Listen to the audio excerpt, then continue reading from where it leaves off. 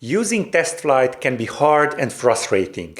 Well, not as of today, because in this tutorial series I will show you how you can use TestFlight to your advantage. Alex here from Rebeloper.com, and I want you to hit that subscribe button because in this first video I will show you how you can build and upload your first app to TestFlight. So let's dive in.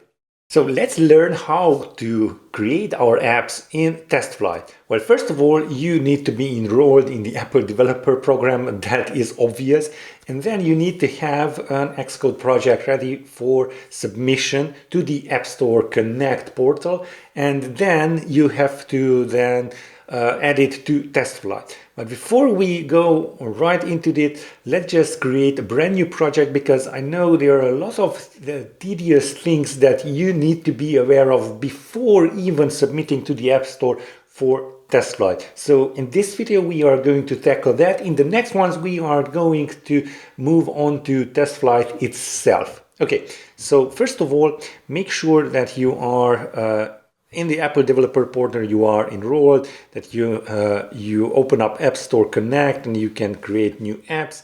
And take a look at Spark UI because we are going to create a brand new project in UIKit with the help of Spark UI, just because it's much faster. So let's open up Xcode here and let's create a new project. Okay.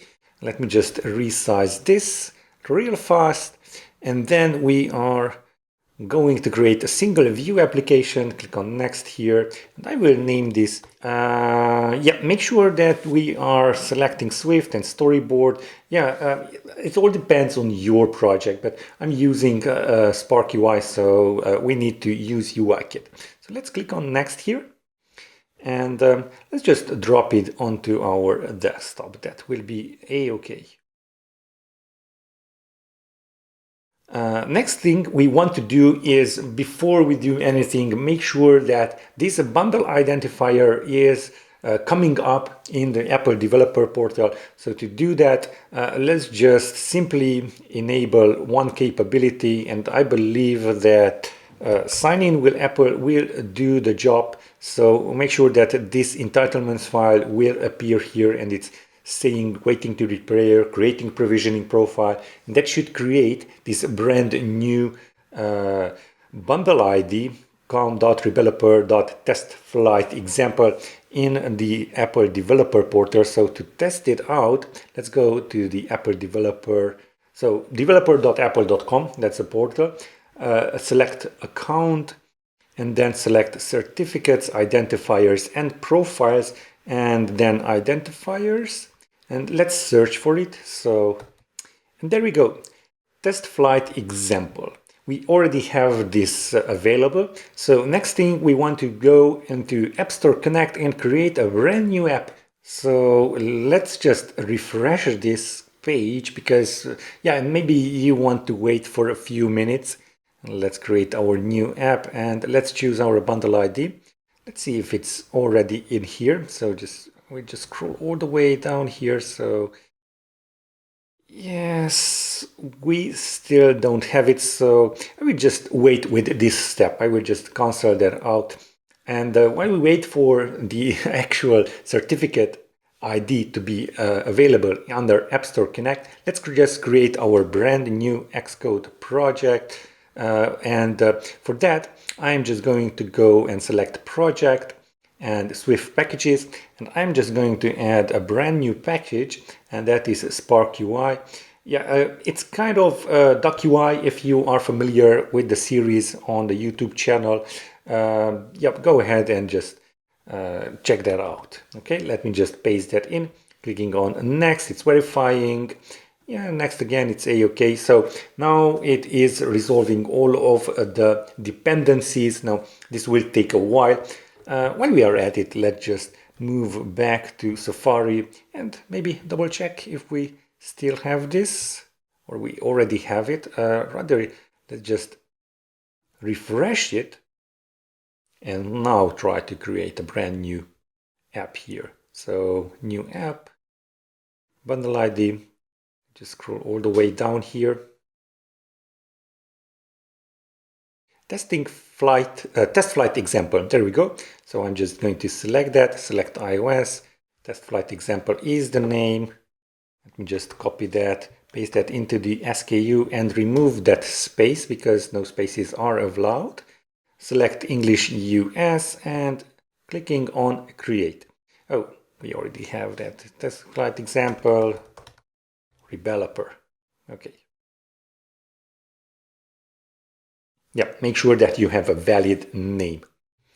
Okay, now let's go back to our Xcode project. Yeah, and we should be ready, and just simply click on finished and all of the dependencies will be downloaded here, and now you can use Spark UI. How awesome is that? So what we're going to build out in this project is just a simple button that will basically crash the app because yeah, we want to test basically out some crashes in our TestFlight app. So let's just import some stuff here. Import Spark UI, and I will hit Command B so we get auto completion here. Now this will kind of sound really unfamiliar for you, but go ahead and take a look at the DocUI playlist on the channel. You will see what I mean. So I will change this to SView controller, imported Spark UI, and I will import some other dependencies like import a reactive kit, import bond, and import layoutless. Okay, and finally we are going to override some SView controller functions. The first one is complete, where is it? Continue view did load. So super.continue view did load. Then layout, this is where we are going to lay out our views. So super.layout views, bind, if there would be any binding, but we won't have any binding here. So bind, there we go. And then finally, and if you want to take a look at the overridden methods, let's just jump to definition. Here they are. Finally, we are going to use observe here. So let's move back. Let me just make this a little larger so you can see. And observe, there we go. Super.observe. Okay, so let's just create our button, and with with Spark UI, it is pretty straightforward. Let's just create our button here. Let button equals UI button. There we go. And we're just going to add a text here, and let's name it tap me. And we are going to add a text color to it. Let's say .system blue. That's okay. And this dot notation is so awesome. You already know what this button is all about. Now we want to add it to our view, and that is also real easy with layoutless. We're just going to stack this, so stack on the vertical axis, and we are going to add some insets to it. Let's say 16. These insets will be added to the actual view because we are filling the parent, and we are going to lay out in our it's not the view, we have something called container, but if you are using a UI view controller, that would be our view. Basically, the container is the same. Okay, and we are going to add in this stack two things. First thing is our button, and the second one is a spacer, which is basically an empty UI view, so we can push the button all the way up. And finally, we are going to observe this button, and with the help of bond and reactive kit, we are going to do it like so. So a button dot reactive, there we go, dot tap, observe next.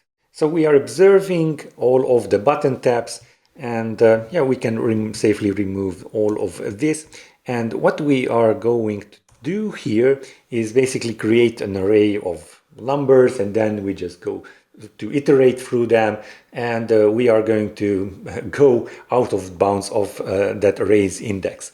But to fix, first of all, this, we need to dispose this observable into our bag. Okay, I don't know if you are familiar with reactive programming. Yeah, just make sure that the syntax is as you can see here, if you actually want to follow along. Okay, next up, we want to create our array of numbers. So let numbers, let's say 1, 2, and 3. Yeah, that's okay. And now for I in 0 till numbers dot count. Oh, not for here, 4.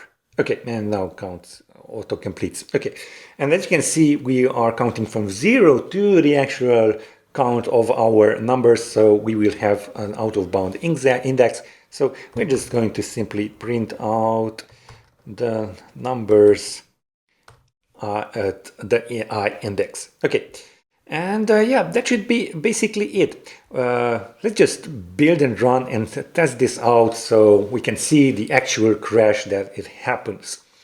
And one final thing that we will do, we will need to add in an app icon set, because yeah, we can't upload any new builds to the App Store Connect portal without the app icon set.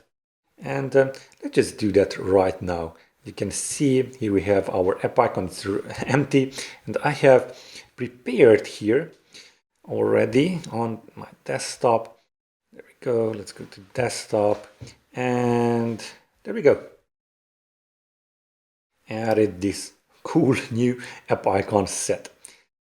Okay, and yeah, that should be all. Let us just see if all of this works, and let me just resize this a little bit. Okay, so as you can see here, we have our tap me button, and let's just tap on that, and you should see an index out of range here, and we will see shortly the crash. Okay, there we go. So yeah, that's what we are going to upload. So let's just stop this, and yeah, if I'm correct, yeah, let's just maybe remove the entitlements. Yeah, I won't remove the entitlements, why not?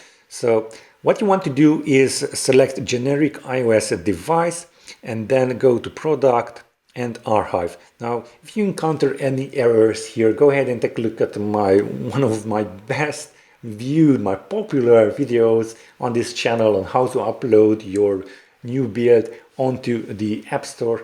And yeah, it has a lot of, you could run into a lot of errors here. So let's just wait for this to archive. Okay, now that the organizer has popped up, you will see that we can distribute our app. Let's select App Store Connect, upload, and yeah, it will do some analyzing and checking. And let's just wait, click on next here, automatically manage signing, yes please, and communicating with Apple. And now we should be able to see this build, the details of this build, how it will be uploaded, and that's correct. And let's click on upload here, and it's starting uploading, and this will take a while depending on your internet connection and how we can access App Store. And yeah, let's just wait for that too.